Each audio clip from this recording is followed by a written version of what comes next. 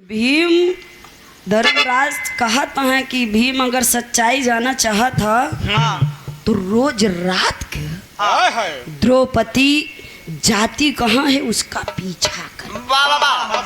तो बात समझ में आ जाएगी। बिरहा एकदम करीब में है बाबूजी। यहाँ वीर रस के लाइन है, बजा क्या बा।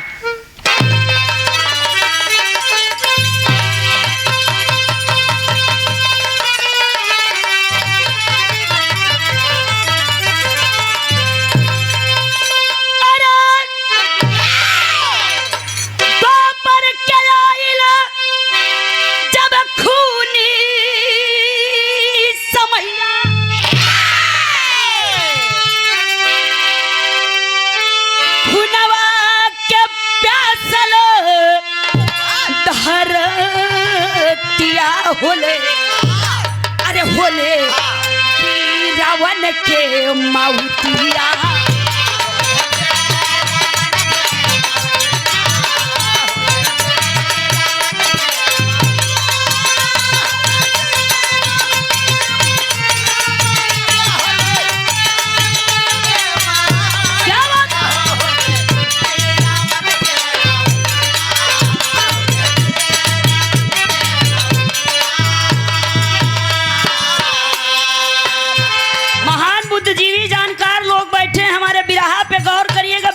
मेन पॉइंट यही है।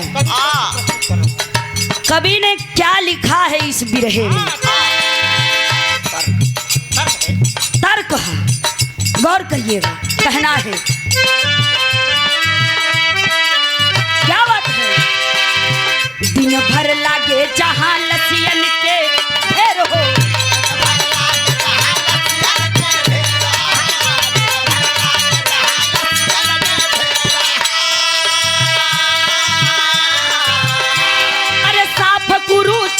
होले होते सवेर हो।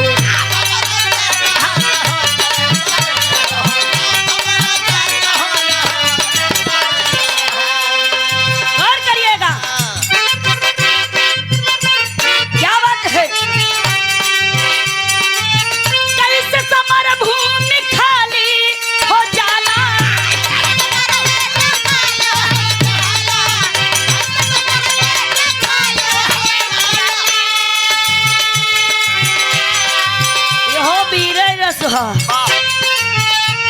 कैसे समर भूमि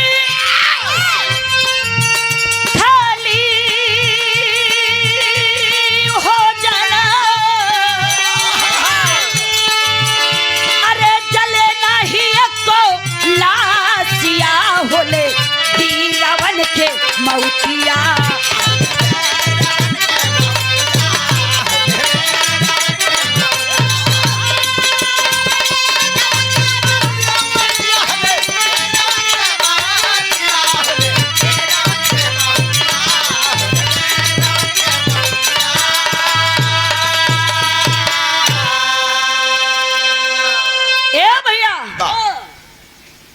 कैसे समर भूमि खाली हो जाला, जब युद्ध हो तो दोनों दल से लाखों सैनिक मारे जाएं। जब दूसरा दिन हो तो ना एक लाश दिखे और ना एक बूंद खून दिखे।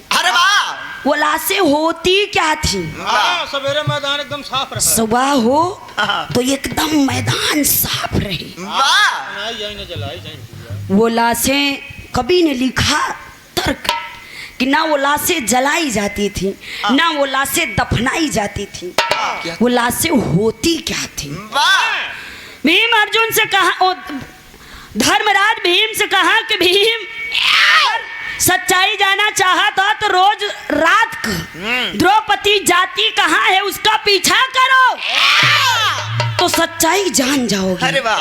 तब हमसे तर्क वितर्क नहीं लगाओगे। अरे वाह। ये हर हाँ। भीम कहाँ है अब हम चेक करब। अरे वाह। कि जात कहाँ है। हम बच्चे 5 जने खुदा ही है, हई छठवा के आई है। भाई कोई भी इंसान तर्क तो लगा ही देगा, लेकिन कहना है चटक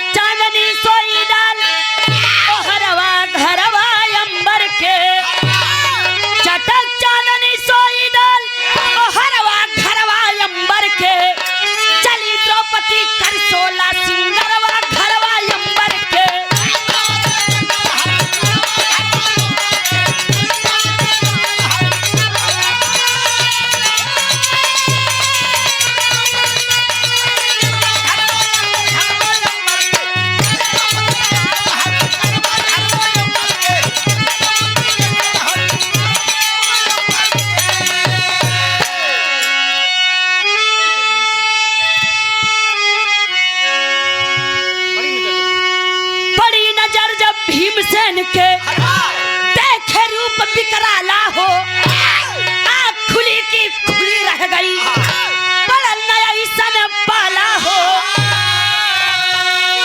भीमसेन देखे भरी नयनवा घरवा अंबर के, थर थर कांपे भीम के बदनवा घरवा अंबर के।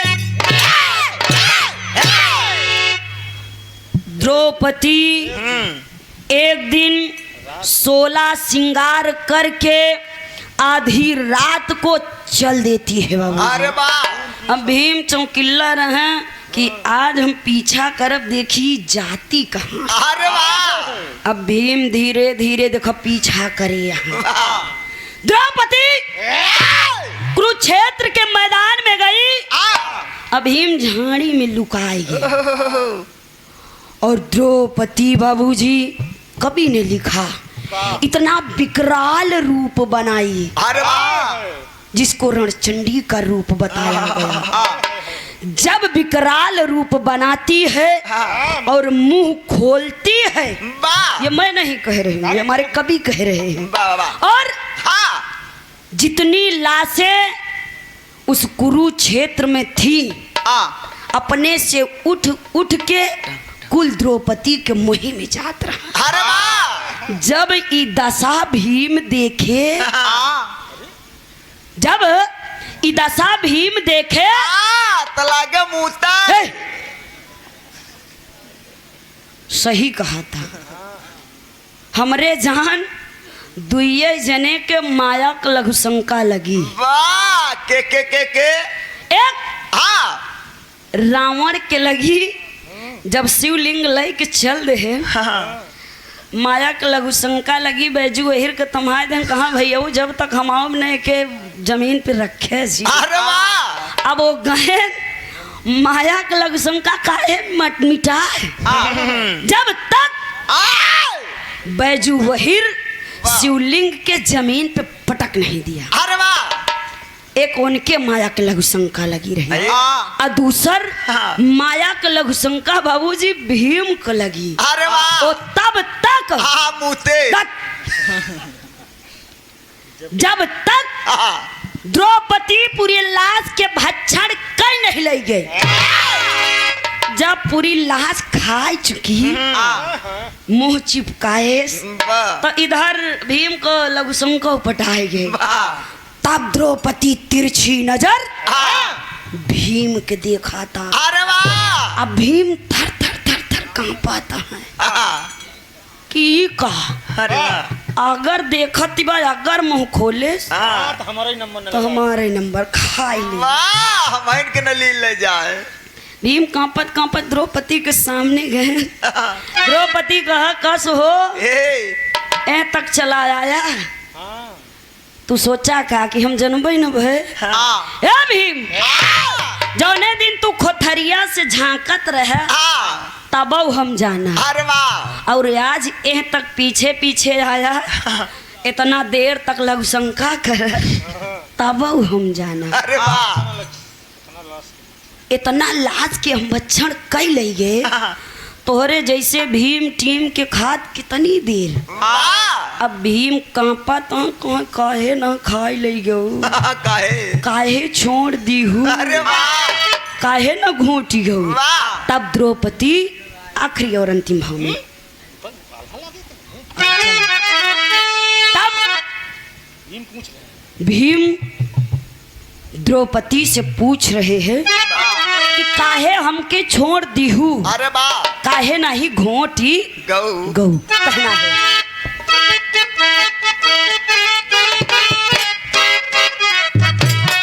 क्या बात है।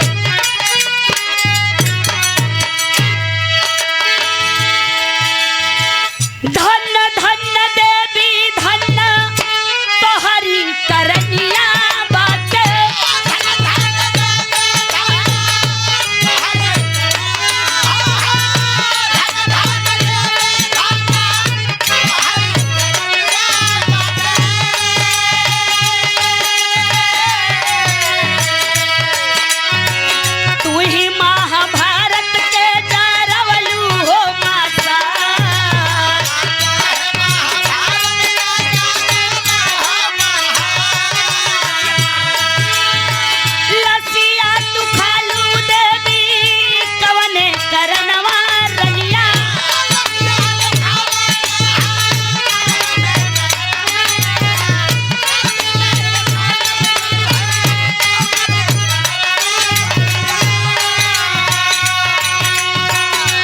द्रौपदी के आखिया भाईल बाला लेला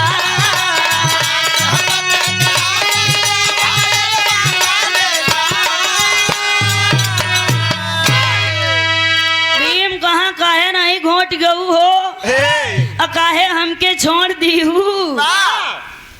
तब द्रौपदी भीम से कहती है कि मैंने इतनी लाश खाया क्यों आपको छोड़ दिया। कारण था क्या?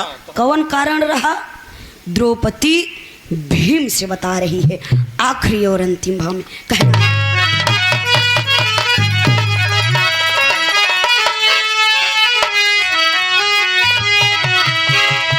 दिहली बचन कुंती के निभाई द्रौपदी आज अपने मांगी के सिंदूरवा बचाई द्रौपदी।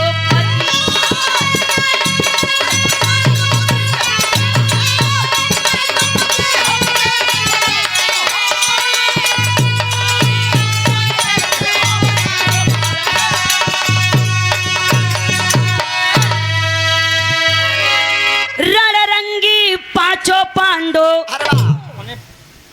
हर द्रौपदी भीम से कह रही है कि हमने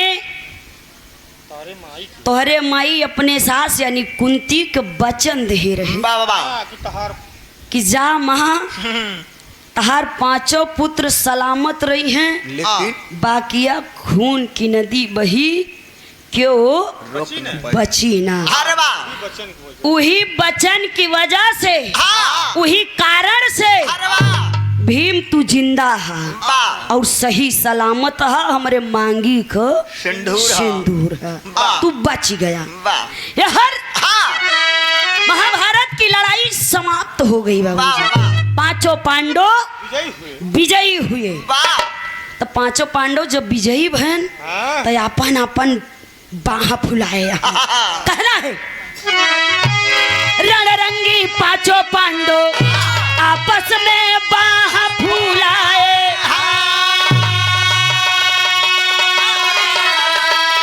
पतियों के संग खड़ी द्रौपदी अरे मंद मंद मुस्काए